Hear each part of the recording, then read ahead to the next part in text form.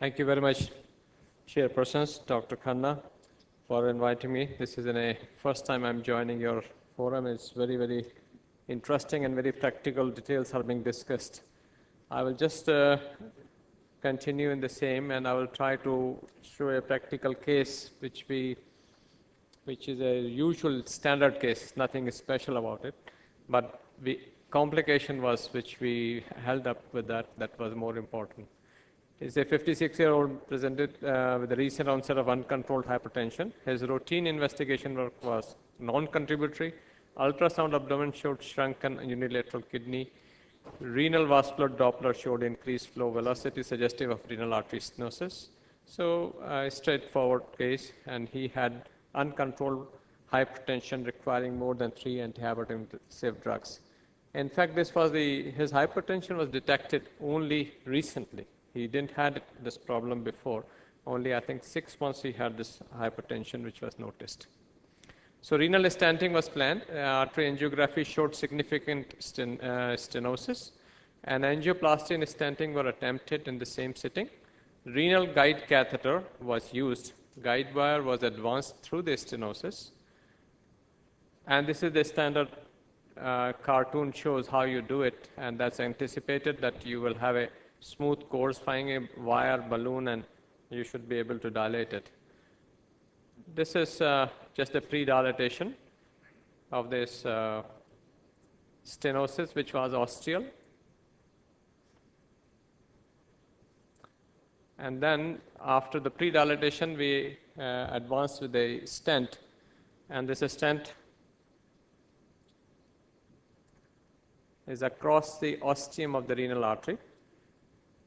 And next thing was that when we are manipulating this, the stent came off from the balloon, and it was on the wire. So that was the challenge at that time, what to do. And first thing and foremost was to make sure that stent does not go off beyond the wire. So if we try to push the wire in and try to stabilize, and kept on thinking what can be done. And this was, sorry, let me go to the next slide. So we had a option. This is the stent was initially, and this was after this. These are the few cartoons we try to make how it worked. And then we thought what can be done, whether we should try to use a snare to bring this back into the guiding catheter, which could have been done, or sometimes when you use the snare, main problem is that it can deform the stent, and it can form like a V shape, and it does not come inside the guiding catheter, and you have difficulty in retrieving it. And then we proposed doing another wire through that stent, undeployed stent, and try to open up with the use of the coronary. We couldn't advance that. And we also thought of having a surgical removal, and this, which we thought we should give a last chance. So we thought of all the options, and then we decided to take it, if possible, to the smallest possible coronary balloon. We passed through the guide wire, and then again we had a question whether we can deflate the stent balloon up beyond the stent and bring everything, all assembly, back outside the guiding catheter and into the sheath. And then we decided to put a second guide. Once we were able to dilate the stent partially, then we decided to put another, this is the coronary balloon dilatation of the same stent. And then we were able to pass another guide wire, second guide wire through the partially deployed renal stent. And then we passed 2 guide wires and passed 2 coronary balloon catheters and inflated. And this inflation was not to the full diameter which we anticipated for the renal stent, but it was quite good. And then the question was whether the rescue renal stenting was the right choice, and coronary small diameter balloon was used, and second coronary wire was not advanced. Then we partially dilated, as I've discussed this before. And then finally, we advanced the same original balloon, stent balloon, 6 millimeter balloon, and we could open and deploy the stent in place where we wanted. So the final deployment was with the both kissing balloon which I have showed and the final 6 millimeter balloon. This is the balloon diameter.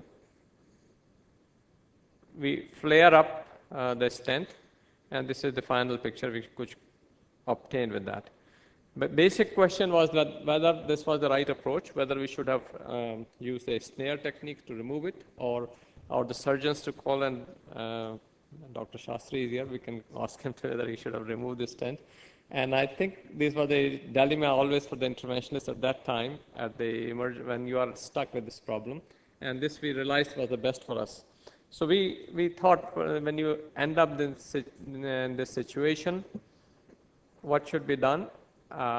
In case of any dislodgement, like any other complication, a careful situation survey to be done of the condition, possible harmful effect if it is not managed in time, and to consider the possible option and their pros and cons, and in relation to the given patient, and select the procedure where you should have experience and perform, and we can perform it with a low or acceptable risk. And in our patient, we could achieve it without having any damage to the patient's vascular system, and although it required much longer time in the procedure than we anticipated. Thank you very much. Thank you very much, Dr. Rajiv Lochan. It's so nice to see you after so many years. Thanks. You know, he was with us in Apollo Hospital, but he's left for greener pastures, if I can say so, in Dubai. So, did you do this procedure in Dubai, or this is one of your Yes, this was in Dubai. Good. So, I think we've learned a lot from this procedure. I think it was a job well done. And I think we can encounter this complication quite often. And I think there's a lot to learn from his own experience. Thank you. Okay. Chairman, if there aren't any questions, we move on to the last presentation of this segment. Dr. Collins, you want to say something? The mic, please. Can somebody hand over a mic to Dr. Collins for a comment?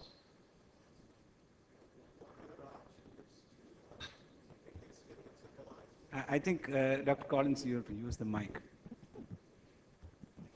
Well, one other option is to take the stent that's embolized and basically make it endo trash by putting another stent in and just stenting it out of the way. So if you happen to lose the stent, or if it comes completely off, or you can't get a balloon through it or partially deploy it, then you can just put another stent and externalize that stent. Actually, it was not deployed at all. It was because we could not deploy this, only that we pass another wire, and by the side, you could put it by the side of the artery with another stent. That could have been But I done. say even if it's not deployed, you can put a stent and just mash it out of the way. Sure. It's That's a good good option. suggestion. It's a good option that you say, but I agree with your tactic, with your strategy. When we deal with endovascular technique, we have to go on with the endovascular technique, even if you have a complication. So don't call the surgeon if you have a lost stent. It's not the right thing to do, because he will break everything. You did well. When you have a lost stent, you delight the lost stent where it is, because it's not criminal to put a stent somewhere. So put the lost stent where it is, and then achieve the normal procedure by putting the stent you have to put. You have 2 stents instead of 1. But keep on working with endovascular technique. Don't call the surgeon. Okay? Thank you. Thanks. Well, I will just add one line to it. Don't call the surgeon unless you are expecting any complication which we can't handle as intervention. Thank you very much, Dr. Lochan. Ladies and gentlemen.